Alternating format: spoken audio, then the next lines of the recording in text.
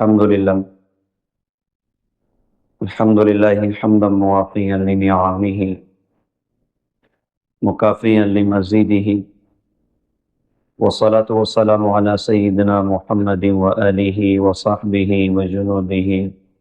أما بعد، قال الله سبحانه وتعالى: إنا نحن نزلنا الذكر وإنا له لحافظون. صدق الله العظيم. وقال النبي صلى الله عليه وسلم: القرآن حجة لك وعليك، او کما قال رسول اللہ صلی اللہ علیہ وسلم. محترم بزرگ، دوستوں اور عزیزین بھائیوں، اللہ تعالیٰ نے اس دنیا میں ہر زمانے میں انبیاء علیہ السلام کو مبعوث فرمایا. دنیا کے سب سے پہلے انسان حضرت آدم علیہ السلام ہیں، اور دنیا کے سب سے پہلے نبی بھی حضرت آدم علیہ السلام ہیں. آدم علیہ السلام کے زمانے سے ایک خوبصورت سلسلہ شروع ہوا، اور چلتے چلتے تقریباً دنیا میں 1.25 لاکھ انبیاء علیہ السلام کو اللہ پاک نے مبعوث فرمایا. جب جیسے ضرورت پڑتی گئی، اللہ پاک اپنے بندوں کو دنیا میں بھیجتا چلا گیا.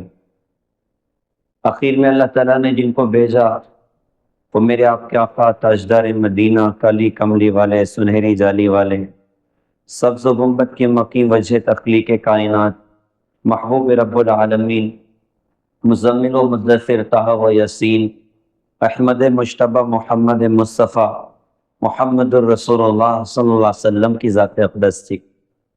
آپ سارے نبیوں کے امام، آپ خاتم النبیین. آپ نے ارشاد فرمایا کہ میں آخری نبی ہوں، میرے بعد کوئی نبی نہیں، اور تم آخری امت، تمہارے بعد کوئی امت نہیں. حضرت محمد صلی اللہ علیہ وسلم کی ذات اقدس، اللہ تعالیٰ نے آپ کو سارے نبیوں کے بعد دنیا میں بھیجا. خاتم النبیین کے ٹائٹل کے ساتھ اللہ پاک نے دنیا میں بھیجا. نبی اور زمانے میں دنیا میں آئے، لیکن اب حضرت محمد صلی اللہ علیہ وسلم آ گئے تو اب آپ کے بعد کوئی نبی نہیں. اب قیامت تک دین کس کا چلے گا؟ حضرت محمد صلی اللہ علیہ وسلم کا. اب قیامت تک زندگی کس کی چلے گی؟ حضرت محمد صلی اللہ علیہ وسلم کی.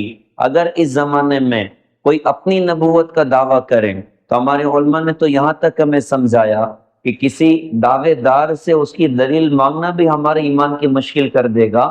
دلیل کا سوال ہی نہیں پیدا ہوتا. حضرت محمد صلی اللہ علیہ وسلم آخری نبی ہیں، ان کے بعد کوئی نبوت کا دعویٰ کرے وہ جھوٹا ہے، اس کے جھوٹے ہونے میں کوئی شک نہیں. حضرت محمد صلی اللہ علیہ وسلم آخری نبی. اللہ پاک نے انبیاء علیہ السلام کو دنیا میں بھیجا تو ہر زمانے میں اللہ پاک نے ان کو کچھ نہ کچھ معجزات عطا فرمائے، جس کے ذریعے سے نبی انسانوں کو اللہ کی طرف دعوت دیا کرتے تھے، اللہ کی طرف بلایا کرتے تھے. اللہ نے ہر نبی کو معجزہ عطا فرمایا. حضرت موسیٰ علیہ السلام کو اللہ پاک نے معجزات عطا فرمایا. موسیٰ علیہ السلام کا جو ڈنڈا تھا وہی معجزاتی ڈنڈا تھا. وہ فرسٹ ٹائم اللہ پاک نے موسیٰ علیہ السلام سے پوچھا تھا، وَمَا تِلْكَ بِيَمِينِكَ يَا موسیٰ، موسیٰ یہ تمہارے سیدھے ہاتھ میں کیا ہے؟ تو موسیٰ علیہ السلام نے اللہ پاک کے اس سوال پر لمبی چوڑی تقریر کر دی. جس سے محبت ہوتی ہے نا، اس سے لمبی بات کرنا بہت اچھا لگتا ہے. اللہ کرے کہ ہمیں اللہ سے محبت ہو جائے، اللہ کرے کہ ہمیں اللہ سے پیار ہو جائے، اور یہ تو ایمان کا تقاضا ہے. والذین آمنوا اشد حبا للہ. ایمان والوں کو تو اللہ ہی سے سب سے زیادہ محبت ہوتی ہے، اللہ ہی سے سب سے زیادہ پیار ہوتا ہے، کیونکہ سب سے زیادہ احسان ہم پر ہمارے رب اللہ کا ہے. ہمارے پاس اپنا ذاتی کچھ بھی نہیں ہے. جو کچھ ہے سب اللہ کا دیا ہوا ہے. زندگی اللہ نے دی ہے، جوانی اللہ نے دی ہے، نعمتیں اللہ نے دی ہیں، آنکھ کا نور اللہ نے دیا، زبان کا بول اللہ نے دیا، کان کی سماعت اللہ نے دی، دل کی دھڑکن اللہ نے دی، دماغ میں سوچ اللہ نے عطا فرمائی، کھلایا پلایا، بے شمار نعمتیں عطا فرمائی.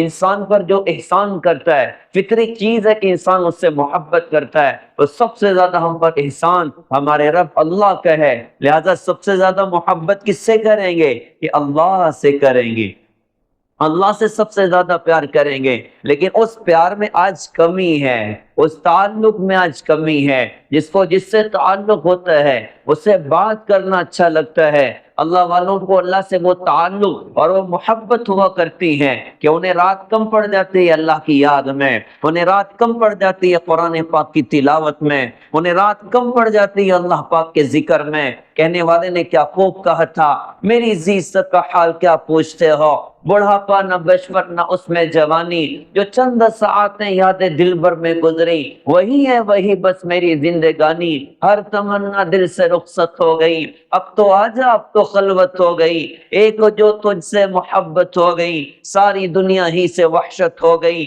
لا کے جھڑکو اب کہاں ہٹتا ہے دل، ہو گئی اب تو محبت ہو گئی۔ اللہ سے محبت ہو جائے تو اللہ سے بات کرنے میں مزہ آئے گا، اور واقعی حقیقت ہے کہ اللہ سے بات کرنے میں جو مزہ وہ کائنات میں کہیں اور نہیں، اللہ کے کلام میں جو مزہ وہ کائنات میں کہیں اور نہیں، اللہ کے نام میں جو مزہ وہ کائنات میں کہیں اور نہیں۔ اللہ کا نام لیں منہ میں پانی بھر آتا ہے، لا معبود الا اللہ، لا مقصود الا اللہ، لا مسجود الا اللہ، لا مرغوب الا اللہ، لا مطلوب الا اللہ، لا الہ الا اللہ، لا الہ الا اللہ، لا الہ الا اللہ۔ کیسا پیارا نام اللہ کا۔ تو موسیٰ علیہ السلام سے اللہ نے پوچھا وَمَا تِلْكَ بِيَمِينِكَ يَا موسیٰ، موسیٰ تمہارے سیدھے ہاتھ میں کیا؟ موسیٰ علیہ السلام اللہ سے پیار کرتے تھے، اللہ سے محبت کرتے تھے، تو جواب یہ تھا کہ ڈنڈا ہے، لیکن موسیٰ علیہ السلام نے لمبا چوڑا بیان کر دیا، هِيَ عَصَايَ أَتَوَكَّأُ عَلَيْهَا وَأَهُشُّ بِهَا عَلَى غَنَمِي وَلِيَ فِيهَا مَآرِبُ أُخْرَى، کہ اللہ یہ میرا ڈنڈا ہے، اس سے پتے جھاڑتا ہوں، اس سے بکریاں چراتا ہوں، اس سے ٹیک لگاتا ہوں، اس سے یہ کرتا ہوں، اس سے یہ کرتا ہوں، لمبا چوڑا بیان کر دیا۔ اللہ پاک نے فرمایا کہ القیہ یا موسیٰ، موسیٰ اپنے ڈنڈے کو چھوڑو تو صحیح۔ تو موسیٰ علیہ السلام کے ہاتھ میں ڈنڈا جو ہی اس کو چھوڑا نا، وہ زمین پر ٹچ بھی نہ ہوا، یا حیۃ تسعی، وہ ایک بل خطا و اژدہا بنا۔ اب ظاہر سی بات ہے انسان فطری ڈر تو ہوتا ہی ہے، موسیٰ علیہ السلام بھی انسان بھی، اچانک اژدہا دیکھا وہ یو ٹرن لے کے بھاگنا شروع کیا۔ اللہ پاک نے فرمایا موسیٰ بھی تو کہتے تھے میرا ڈنڈا اور یہ اور وہ ہے، اب بھاگتے کیوں؟ اب پکڑو اس کو۔ کہ اللہ میں نہیں پکڑتا، مجھے کھا جائے گا۔ دوڑے جا رہے ہیں دوڑے جا رہے ہیں، کہ موسیٰ گھبراؤ نہیں، پکڑ لو۔ اللہ ڈر لگتا ہے مجھے کھا جائے گا۔ اللہ پاک نے فرمایا کہ تمہارا ڈر ہی نکالنا ہے، پکڑ لو کچھ بھی نہیں کرے گا۔ اب موسیٰ علیہ السلام ٹھہر گئے، قضا قریب آ رہا ہے، بڑی ہمت کر کے سوچا کہ کچھ تو کرو۔ اب جب پکڑنے کے لیے جو ہی ٹچ کیا نا اژدہے کو، اللہ پاک نے واپس سے ڈنڈا بنا کے ہاتھ میں تھما دیا۔ اب اللہ پاک نے سوال کیا کہ موسیٰ بتاؤ یہ کیا ہے؟ موسیٰ علیہ السلام نے کہا کہ اللہ نہ تو ڈنڈا ہے نہ تو اژدہا ہے، آپ جو چاہے وہ ہے۔ پھر اس ڈنڈے سے کیا کچھ ہوا کہ جب دریا پہ مارا تو 12 راستے اللہ پاک نے نکال دیے، پتھر پر مارا تو 12 چشمے اللہ پاک نے جاری کر کے دکھائے۔ موسیٰ علیہ السلام کو اللہ پاک نے معجزہ دیا، عیسیٰ علیہ السلام دنیا میں آئے، عیسیٰ علیہ السلام کو اللہ پاک نے معجزات عطا فرمائے۔ عیسیٰ علیہ السلام کے معجزات میں تھا کسی نابینا کے لیے دعا کرتے اللہ آنکھ میں نور پیدا کر دیتا، کسی کوڑ کے مرض والے کے لیے دعا کرتے اللہ اس کے کوڑ کا مرض ختم کر دیتا، کسی قبر پر کھڑے ہو کر کہتے قم باذن اللہ، اللہ کے حکم سے زندہ ہو جا، تو مردہ اپنی قبر سے زندہ ہو جاتا تھا اور واپس اپنی جگہ چلا جاتا تھا۔ یہ عیسیٰ علیہ السلام کے معجزات میں تھا۔ اس کے بعد اللہ پاک نے حضرت محمد صلی اللہ علیہ وسلم کو دنیا میں بھیجا، آپ سارے نبیوں کے امام، آپ اللہ کے بعد سب سے زیادہ عظیم، ساری کائنات کی مخلوقات میں آپ کو خاتم النبیین اللہ نے بنایا۔ آپ کو جب مبعوث کیا تو آپ کو بھی اللہ پاک نے معجزات عطا فرمائے۔ آپ کے معجزات سینکڑوں اور ہزاروں کی تعداد میں، کیسے کیسے معجزات حضرت محمد صلی اللہ علیہ وسلم کے۔ آپ کے معجزات میں تھا پتھر ہمارے نبی کو سلام کرتے تھے، درخت ہمارے نبی کو سلام کرتے تھے۔ ابو جہل آ گیا ایک مرتبہ اور آ کر کہا کہ بتائیے میری مٹھی میں کیا؟ آپ نے فرمایا کہ میں بولوں یا وہ بولے جو تیری مٹھی میں ہے؟ آنکھ کے پتھر نے کہا اشہد ان لا الہ الا اللہ وانک محمد رسول اللہ صلی اللہ علیہ وسلم۔ یہ ہمارے نبی کی نبوت ہے۔ آپ ایک مقام پر تشریف فرما، ایک بدو گزر رہا ہے، آپ نے فرمایا کدھر جاتے ہو؟ کدی گاؤں جا رہا ہوں۔ آپ نے فرمایا جاتے جاتے کوئی خیر کی بات لے جاؤ۔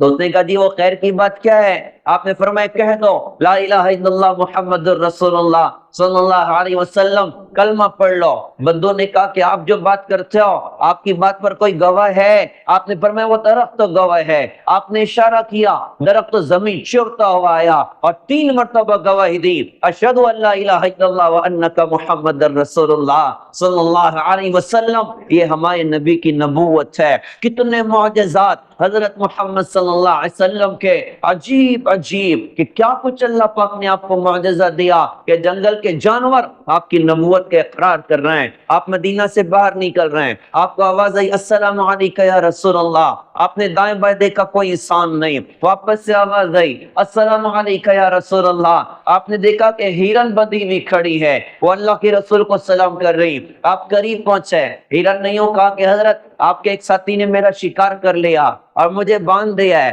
میرے تھن میں دودھ اتر چکا ہے، جنگل میں میرے بچے بھوکے ہیں، آپ سے درخواست کرتے ہوں آپ مجھے چھوڑ دیجئے، میں اپنے بچوں کو دودھ پلا کر واپس آؤں گی۔ آپ نے فرمایا کہ کیا تو واپس آئے گی؟ وہ جانور جس کو اپنے کٹ جانے کا یقین ہو وہ کہاں سے واپس آئے؟ اس نے کہا کہ حضرت میں بات آپ سے کرتی ہوں، میں وعدہ آپ سے کرتی ہوں، آپ سے وعدہ کر کے وعدہ خلافی کر جاؤں تو پھر تو اللہ مجھے جہنم کی آگ میں جھونک دے۔ ایک روایت میں ملتا ہے کہ پھر اللہ مجھے وہ سزا دے جو ناحق ٹیکس وصول کرنے والوں کو اللہ تعالیٰ سزا دے گا۔ آپ نے اس کی رسی کو کھولا اور دوڑتے دوڑتے جنگل میں غائب ہو گئی۔ آپ وہیں تشریف فرما رہے، امانت تو کسی اور کی تھی نا، آپ وہیں تشریف فرما رہے۔ تھوڑی دیر کے بعد اللہ کی رسول نے دیکھا وہ اپنے بچوں کو چھوڑ کر ہمارے نبی کے پاس آ رہی۔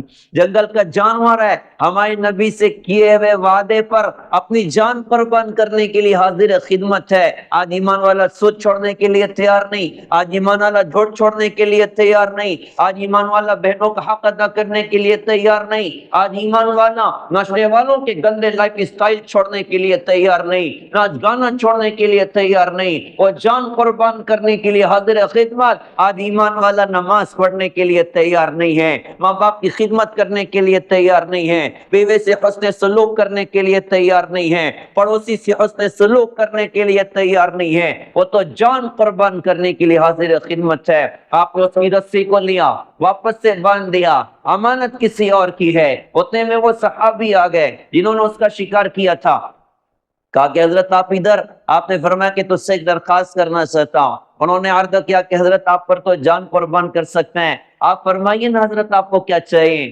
آپ نے فرمایا یہ ہرن مجھے بیچ دو۔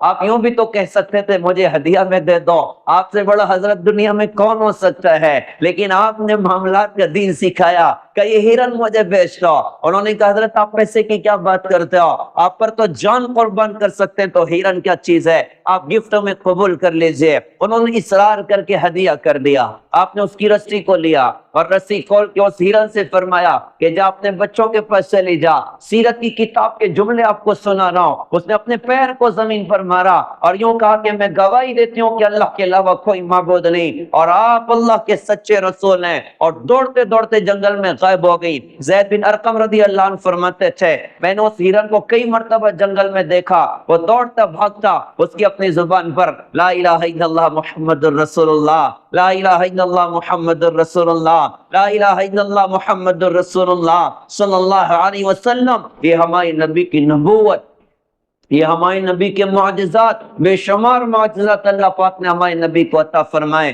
لیکن ایک معجزہ اس کو قیامت تک کے لیے اللہ پاک نے زندہ کر دیا، وہ کون سا؟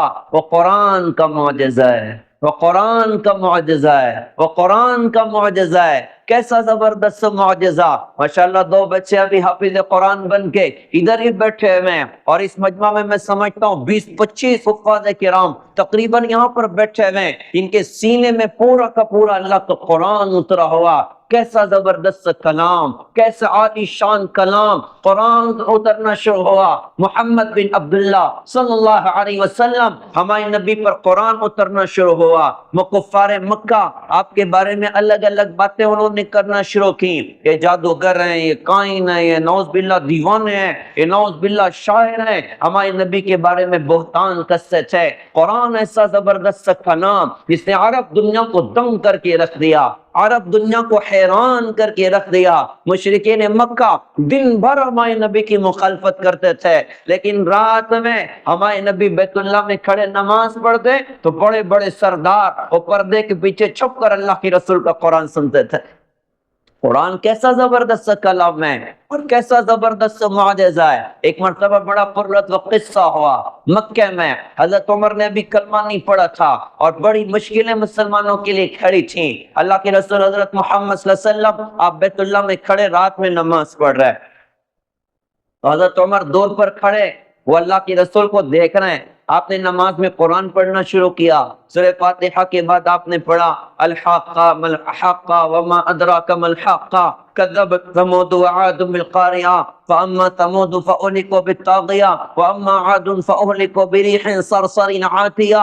آپ پڑھتے جا رہے ہیں۔ چونکہ ہم عربی نہیں جانتے تو اتنا متاثر نہیں ہو پاتے، البتہ قرآن تو قرآن ہے، کوئی بچہ اچھی آواز سے پڑھے نا تو نہ جاننے والا بھی آنکھیں آنسوؤں سے بہہ رہی ہوتی ہیں، آنکھیں آنسوؤں سے بہہ رہی ہوتی ہیں۔ یہ قرآن عجیب تاثیر اللہ کے کلام میں ہے۔ حضرت عمر وہ تو عربی جاننے والے آدمی تھے، ہمارے نبی نماز میں قرآن پڑھ رہے ہیں، حضرت عمر دور پر کھڑے اللہ کے رسول کا قرآن سن رہے ہیں۔ اب قرآن کی بہت ساری آیتیں اخیر کے الفاظ ایک دوسرے سے میچ ہو رہے ہوتے ہیں، جیسے الحاقہ ملحاقہ وما ادراک ملحاقہ، اور شعراء اپنے شعر میں وہ ردیف اور قافیہ کے میچ کرنے کا اہتمام کر رہے ہوتے ہیں کہ آخری لفظ ایک جیسا ہونا چاہیے۔ تو چونکہ مشرکین مکہ ہمارے نبی کو کبھی شاعر کہتے تھے، کبھی دیوانہ کہتے تھے، حضرت عمر ابھی مسلمان نہیں ہیں، کافر ہیں اور کٹر دشمن حضرت محمد صلی اللہ علیہ وسلم کے، وہ کھڑے ہمارے نبی کا قرآن سن رہے ہیں اور ہمارے نبی نماز میں قرآن کی یہ سورت پڑھ رہے ہیں۔ پڑھتے پڑھتے آپ آگے بڑھ کر اللہ کے رسول نے پڑھنا شروع کیا فَأَمَّا مَنْ أُوتِيَ كِتَابَهُ بِيَمِينِهِ فَيَقُولُ هَاؤُمُ اقْرَءُوا كِتَابِيَهْ إِنِّي ظَنَنْتُ أَنِّي مُلَاقٍ حِسَابِيَهْ فَهُوَ فِي عِيشَةٍ رَاضِيَةٍ فِي جَنَّةٍ عَالِيَةٍ قُطُوفُهَا دَانِيَةٌ كُلُوا وَاشْرَبُوا هَنِيئًا بِمَا أَسْلَفْتُمْ فِي الْأَيَّامِ الْخَالِيَةِ۔ اور آگے پڑھنا شروع کیا وَأَمَّا مَنْ أُوتِيَ كِتَابَهُ بِشِمَالِهِ فَيَقُولُ يَا لَيْتَنِي لَمْ أُوتَ كِتَابِيَهْ وَلَمْ أَدْرِ مَا حِسَابِيَهْ يَا لَيْتَهَا كَانَتِ الْقَاضِيَةَ مَا أَغْنَىٰ عَنِّي مَالِيَهْ هَلَكَ عَنِّي سُلْطَانِيَهْ خُذُوهُ فَغُلُّوهُ ثُمَّ الْجَحِيمَ صَلُّوهُ ثُمَّ فِي سِلْسِلَةٍ ذَرْعُهَا 70 ذِرَاعًا فَاسْلُكُوهُ إِنَّهُ كَانَ لَا يُؤْمِنُ بِاللَّهِ الْعَظِيمِ وَلَا يَحُضُّ عَلَىٰ طَعَامِ الْمِسْكِينِ فَلَيْسَ لَهُ الْيَوْمَ هَاهُنَا حَمِيمٌ وَلَا طَعَامٌ إِلَّا مِنْ غِسْلِينٍ لَا يَأْكُلُهُ إِلَّا الْخَاطِئُونَ۔ یہ ہمارے نبی پڑھ رہے ہیں اور حضرت عمر دور پر کھڑے چھپ کر حضور کا قرآن سن رہے ہیں، یہاں تک حضور نے پڑھا، حضرت عمر اتنا متاثر ہوئے کہ برجستہ ان کی اپنی زبان سے نکلا یار یہ کتنا بڑا شاعر ہے، ایک کے بعد ایک اشعاری پڑھتا چلا جا رہا ہے۔ معجزاتی طور پر انہوں نے کہا کتنا بڑا شاعر، اور ادھر ہمارے نبی نے قرآن کی اگلی آیت پڑھی فَلَا أُقْسِمُ بِمَا تُبْصِرُونَ وَمَا لَا تُبْصِرُونَ إِنَّهُ لَقَوْلُ رَسُولٍ كَرِيمٍ وَمَا هُوَ بِقَوْلِ شَاعِرٍ۔ مجھے قسم ہے دیکھے اندیکھے یعنی کل کائنات کی، یہ میرا رسول شاعر نہیں ہے، تم کم ہی ایمان لاتے ہو۔ حضرت عمر نے کہا کتنا بڑا شاعر، اور ادھر قرآن سے جواب ملا، ان کے پیروں سے زمین سرک گئی اور بالکل کانپ گئے، اور کانپتے یوں کہا یار یہ کتنا بڑا کاہن ہے، اتنی دور سے میری بات کو سن لیا۔ اللہ کے رسول نے اگلی آیت پڑھی وَلَا بِقَوْلِ كَاهِنٍ قَلِيلًا مَا تَذَكَّرُونَ، اور یہ کاہن بھی نہیں ہے، تم کم ہی نصیحت قبول کرتے ہو۔ فرسٹ ٹائم حضرت عمر یہاں پر گھائل ہوئے، لیکن ابھی بھی کفر بڑا ہوا تھا۔ پھر ہوتے ہوتے مکے میں وہ حادثہ پیش آیا، وہ واقعہ پیش آیا۔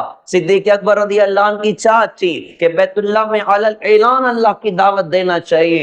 38 مسلمانوں کی تعداد ہو چکی تھی، اللہ کے رسول کے ساتھ بیت اللہ میں آئے، علی الاعلان دعوت دی۔ کیا ہوا کہ مشرکین مکہ ٹوٹ پڑے اور اتنا مارا کہ بے ہوش ہو گئے، اور ہر ایک بندہ کہتا تھا اب صدیق اکبر بچ نہیں سکتے، ان کی شہادت پکی ہے۔ ان کے گھر والے اٹھا کر گھر پر لے کر آئے، اور لانے کے بعد بیت اللہ میں آ کر اعلان کیا کہ اگر حضرت ابوبکر شہید ہو گئے تو بدلے میں عتبہ بن ربیعہ کو ہم قتل کر دیں گے۔ مکے کے حالات بڑے ٹف ہو گئے، ہوش ہی میں نہیں آ رہے. رات ہو گئی, رات میں سارے رشتہ دار جمع, اچانک ہوش آیا, 8-9 بجے کچھ ہوش آیا. یوں ہی ہوش آیا نا تو پہلا زبان کا جملہ تھا, مجھے بتاؤ میرے نبی حضرت محمد صلی اللہ علیہ وسلم کا کیا حال ہے.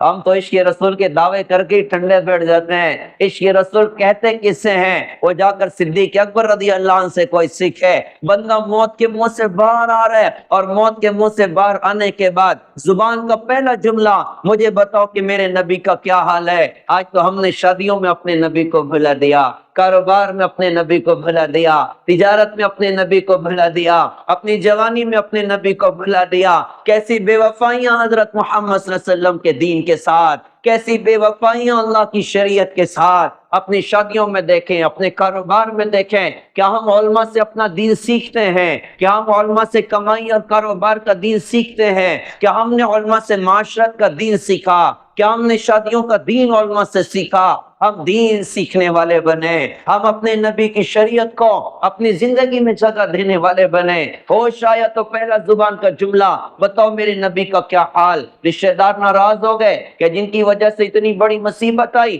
آنکھ کھلنے کے بعد پہلے ان کا سوال کیا, وہ تو ناراض ہو کے چلے گئے. ماں نے کھلانے کی کوشش کی تو حضرت ابو بکر رضی اللہ عنہ نے کہا, نہ کھاؤں گا نہ پیوں گا جب تک اپنے نبی کی زیارت نہ کر لو.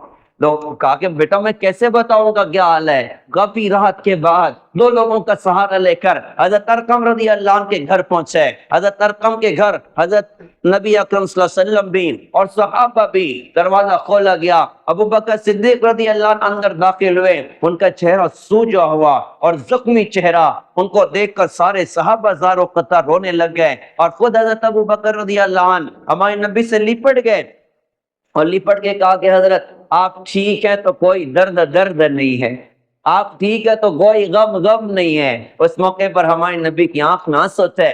آپ نے رو کر دونوں ہاتھ اٹھا کر اللہ پاک سے دعا کی کہ اللہ دو عمر میں سے ایک عمر کے ذریعے سے اسلام کو قوت عطا فرما, یا تو ابو جہل کو ہدایت دے دے یا عمر بن خطاب کو ہدایت دے دے. اور اللہ میرے دل کی چاہت ہے آپ عمر بن خطاب کے ذریعے سے اسلام کو قوت عطا فرمائیں. ادھر دعا نے اللہ کے عرشوں کو ہلا دیا.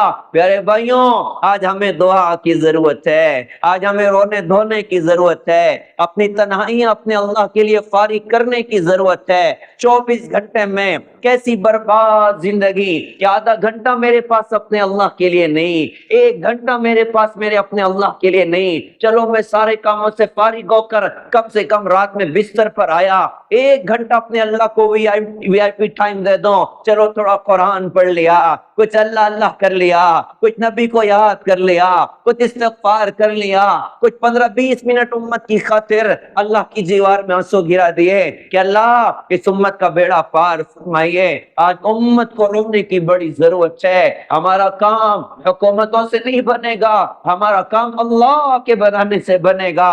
ہم اللہ کے در پر جھکنے والے بن جائیں. کہنے والے نے کہا تھا, وہ ایک سجدہ جسے تو گراں سمجھتا ہے, ہزاروں سجدوں سے دیتا ہے آدمی کو نجات. ہم اللہ کے در پر جھکنے والے بنے, ہم اللہ کے سامنے رونے دھونے والے بنے. کہتے ہیں مانگو اسی سے جو دے خوشی سے اور کہہ بھی نہ کسی سے. وہ اللہ کی ذات ہے, وہ وعدہ کرتا ہے ادعونی استجب لکم, میرے بندو تم مجھ سے مانگو میں تمہیں دوں گا. ہم اپنے اللہ سے مانگنے والے بنے, ہم اپنے اللہ کے سامنے رونے والے بنے, ہم اپنے اللہ کو روٹے رب کو منانے والے بنے. کریم اللہ ہے, اللہ کل بھی ہمارے تھے, اللہ آج بھی ہمارے ہیں. کچھ روٹ گئے ہیں, نا امید ہونے کی ضرورت نہیں ہے. رونا دھونا شروع کر دیں, روٹے رب کو منانا شروع کر دیں. ان کی رحمت بڑی کمال, ان کا کرم بڑا کمال, ان کی معافی بڑی کمال. اللہ بڑے رحیم اور کریم ہے. تھوڑا رونا دھونے والے بنے, اللہ اپنی قدرت سے کام بنا کے دکھائے گا. حضور کے آنسوؤں نے اللہ کے عرشوں کو ہلا دیا. اب مکے میں صبح صبح دن نکلا نا تو سارے کفار دار الندوہ میں اکٹھے ہو گئے. بیت اللہ میں مشورہ کیا ہو رہا ہے؟ اللہ کے رسول کے ختم کرنے کا مشورہ ہو رہا ہے. کون محمد صلی اللہ علیہ وسلم کو قتل کرے گا؟ تو مکے کا ایک ڈون بھی ادھر ہی بیٹھا ہوا تھا.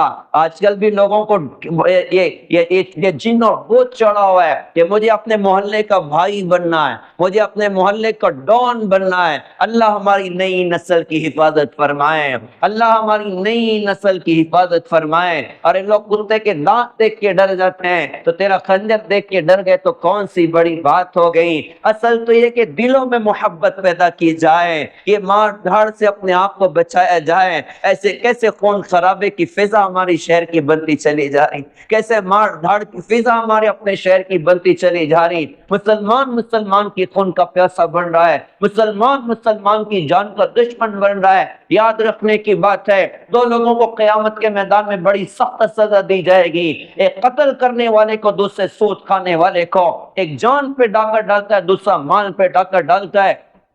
ایمان والے کے خون کی اللہ کی بارگاہ میں بڑی قیمت ہے۔ پیارے بھائیوں، ہم آپس میں مہربان بن جائیں، آپس میں مہربان بن جائیں، کچھ صبر کرنے والے بنیں، کچھ برداشت کرنے والے بنیں، بات بات پر جھگڑیں، بات بات پر خون خرابیں، بات بات پر اوروں کے خون کا پیاسا بننا، یہ اچھی روش نہیں ہے، یہ اچھا طرز نہیں ہے، یہ بربادی کا راستہ ہے۔ گالی گلوچ، مار دھاڑ، اللہ کے رسول نے فرمایا جب میری امت آپس میں گالی گلوچ کرنا اختیار کرے گی، اللہ کی نظر سے گر جائے گی۔ یہ دل کا درد سنا رہا ہوں، چھوٹے چھوٹے بچوں کو مذاق مذاق میں گالیاں دیتا سنا ہے، چھوٹے بچے ہمارے گالیوں کے عادی بن گئے، ہمارے جوان گالیوں سے بات کر رہے ہیں۔ ارے ہمیں اللہ کی نظروں میں نہیں گرنا، ہمیں اللہ کی نظروں میں قیمتی بننا ہے۔ جو اپنے اللہ کی نظر میں گر جائے، ارے وہ اوروں کی نظر میں کیسے اٹھ سکتے ہیں؟ ہمیں اللہ کی نظر میں قیمتی بننا۔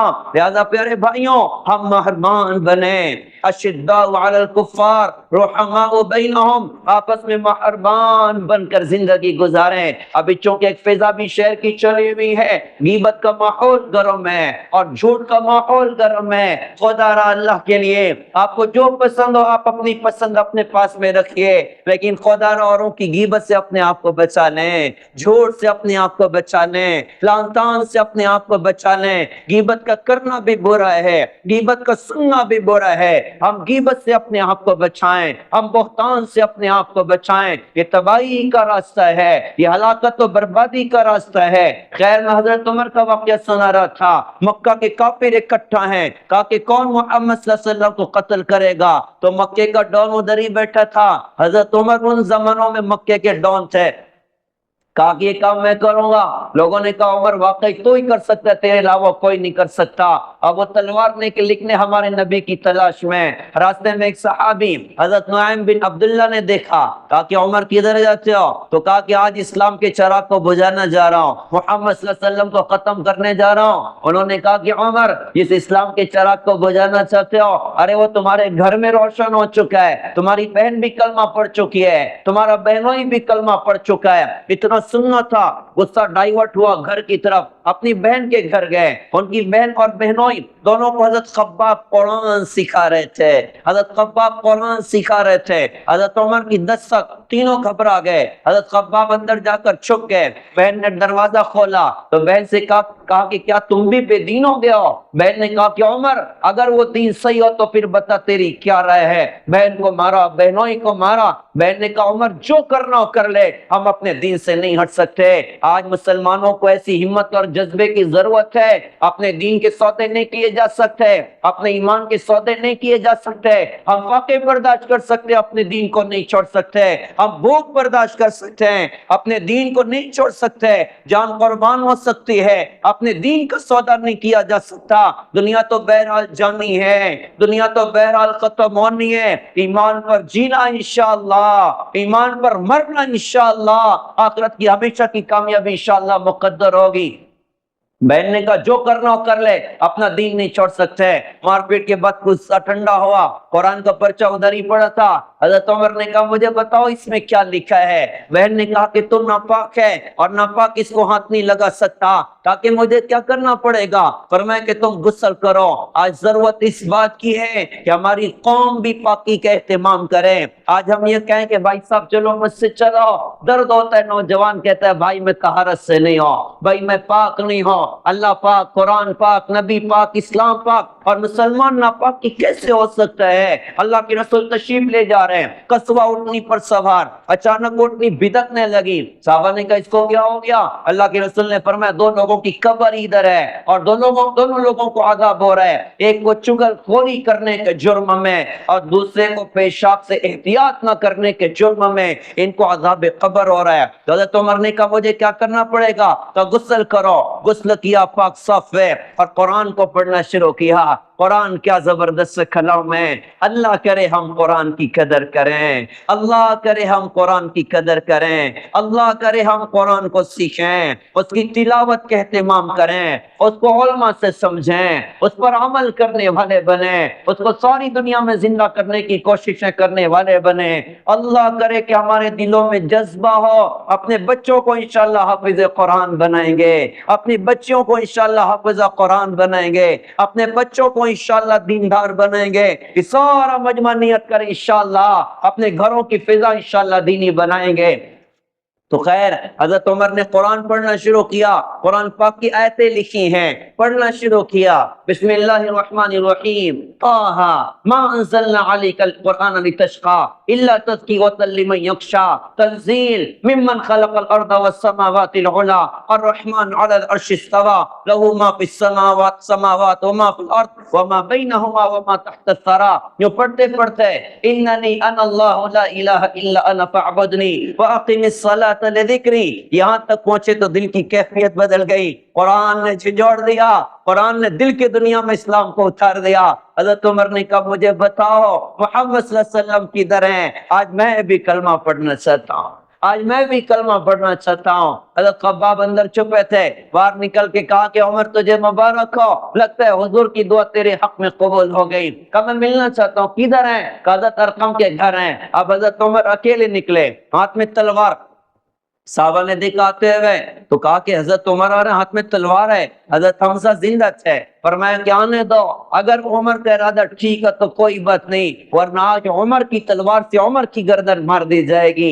ڈرپوک ہونا مسلمان کی شان نہیں ہے، بزدل ہونا مسلمان کی شان نہیں ہے، کم ہمت ہونا مسلمان کی شان نہیں ہے۔ بہادر بننے کی ضرورت ہے، مضبوط بننے کی ضرورت ہے، اپنی صحت کی حفاظت کرنے کی ضرورت ہے۔ آج باطل ہماری قوم کو نشے میں مبتلا کر رہا ہے، آج باطل ہماری قوم کو وہ نشے کے سامان کی طرف رغبت دلا رہا ہے، اور پتہ نہیں کیسے کیسے شوق ہماری اپنی نئی نسل کو لگ رہے ہیں، اندر سے خوف لا کر کے رکھا ہوا ہے۔ اپنی صحت کی حفاظت کی جائے اور ہمت اور جرت اپنے اندر میں پیدا کی جائے۔ خیر حضرت عمر قریب ہے، اللہ کی رسول نے فرمایا آنے دو۔ حضرت عمر اندر آئے، اللہ کی رسول نے ان کا گریبان پکڑا اور جھٹکا دے کے فرمایا کہ عمر کیا اب بھی وقت نہیں آیا کہ تم کلمہ پڑھ جاؤ؟ انہوں نے کہا حضرت وقت آ گیا، میں کلمہ ہی پڑھنے آیا ہوں۔ حضرت عمر کی زبان پہ کلمہ تھا، صحابہ اتنا خوش ہوئے، ہر ایک کی زبان پر نعرہ تکبیر اللہ اکبر، ان کی اللہ اکبر کی صدا بیت اللہ تک پہنچی۔ اللہ کی رسول بھی بڑے خوش۔ آسمانی دنیا سے جبرائیل آ گئے اور آ کر اللہ کے رسول سے سوال کیا کہ اللہ کے رسول کیا آپ کو عمر کے اسلام پر خوشی ہو رہی ہے؟ آپ نے فرمایا کہ بہت خوشی ہو رہی ہے۔ حضرت جبرائیل نے کہا کہ حضرت میں کیا بتاؤں، آج تو آسمان کے فرشتے بھی عمر کے اسلام لانے پہ خوش ہیں، کیا ماں نے لال جنے تھے۔ پیارے بھائیوں یہ قرآن کا کمال، کہ قرآن نے کیسے دل کی دنیا کو موم کر کے رکھ دیا۔ ہم قرآن کی قدر کریں۔ علامہ اقبال نے کیا خوب کہا تھا، لکھنا نہیں آتا تو میری جان پڑھا کر، ہو جائے گی تیری مشکل آسان پڑھا کر، پڑھنے کے لیے تجھ کو اگر کچھ نہ ملے تو چہرے پہ لکھے درد کے عنوان پڑھا کر، لا ریب تیری روح کو تسکین ملے گی، تو قرب کے لمحات میں قرآن پڑھا کر، آ جائے گا اقبال تجھے جینے کا قرینہ، تو سرور کونین کے فرمان پڑھا کر۔ ہم قرآن پر محنت کریں، یہ قبر کا بھی ساتھی ہے، یہ حشر کا بھی ساتھی ہے، یہ جنت تک پہنچانے والا۔ اور پھر پیارے بھائیوں ہمارے اپنے محلوں میں، ہماری اپنی فضاؤں میں، ہمارے اپنے شہر میں جو ایسے علماء ہیں ماشاءاللہ، جو مدارس کی بنیاد رکھی ہے، مدارس چلا رہے ہیں، محنتیں کر رہے ہیں، مسجدوں میں مکتب کے نظام چلے ہوئے ہیں، اس مجمع کی ذمہ داری ہے کہ ان کا تعاون کرنا چاہیے۔ دام میں در میں قدم سخنے ہم مدارس کا تعاون کریں۔ ہو سکتا ہے کہ ہمیں قرآن ڈھنگ سے پڑھتے نہیں آتا، لیکن آپ نے تعاون کیا، ہو سکتا ہے کہ کوئی بچہ بڑا شاندار قرآن پڑھنے والا بنے گا۔ دنیا دنیا میں اللہ کے کلمے کو لے کر چلنے والا بنے گا، یہ سارا اجر آپ کو اللہ پاک عطا کرے گا۔ لہذا ہم سارے نیت کریں انشاءاللہ ہم مدارس کا تعاون انشاءاللہ کریں گے، اپنے مدارس کو انشاءاللہ مضبوط کریں گے، جو آگے بڑھ رہے ہوں ان کا انشاءاللہ ساتھ دیں گے، اپنے گھروں میں انشاءاللہ اپنے بچوں کی دینی تعلیم و تربیت کی فکر کریں گے۔ ہم آپ کو دنیا کی تعلیم سے منع نہیں کرتے، آپ شوق سے ڈاکٹر بناؤ، آپ شوق سے انجینئر بناؤ، لیکن خدا را قرآن سے محروم نہ کرو، ورنہ دنیا نے ایسے بھی لوگوں کو دیکھا ہے جس کی ڈگری تو بہت اعلیٰ درجے کی ہے لیکن باپ کی قبر پہ کھڑے ہو کر وہ سورہ فاتحہ نہیں پڑھ سکتا، وہ ایک سورہ اخلاص پڑھ کر اپنے باپ کے لیے ہاتھ اٹھا کے دعا نہیں کر سکتا، اسے سورہ اخلاص ہی یاد نہیں ہے، اسے سورہ فاتحہ ہی یاد نہیں ہے۔ ہم اپنے بچوں کو دینی تعلیم سے مزین کریں، اپنی بچیوں کی دینی تعلیم کی فکر کریں، اپنے گھر کی فضاؤں کو انشاءاللہ دینی بنائیں۔ اللہ تعالیٰ کا بہت بڑا فضل ہے کہ ہمارا اپنا ادارہ دارالعلوم مالیگاؤں آپ حضرات کی اپنی نگاہ کے سامنے ہے ماشاءاللہ، اور اسی ادارے سے 2 بچوں نے حفظ قرآن ماشاءاللہ مکمل کیا۔ اللہ تعالیٰ سے دل سے دعا ہے اللہ تعالیٰ ان کو مبارک فرمائیں، اور اس ادارے کو اللہ تعالیٰ دن دگنی رات چوگنی ترقی عطا فرمائیں، اور یہ وہ مجمع بیٹھا ہوا جس نے ماشاءاللہ اس کا تعاون بھی کیا ہے، اچھی نگاہوں سے دیکھتے بھی ہیں، اور آپ کے گھروں کے بچے بھی ہمارے اپنے ادارے میں پڑھتے ہیں۔ اللہ تعالیٰ اس پورے مجمع کو قبول فرمائیں، اللہ تعالیٰ سے دل سے دعا ہے اللہ قرآن کے ساتھ زندگی عطا فرمائیں، اللہ قرآن کے ساتھ ہم سب کو دنیا سے بلانے کے فیصلے فرمائیں۔ وآخر دعوانا الحمدللہ رب العالمین۔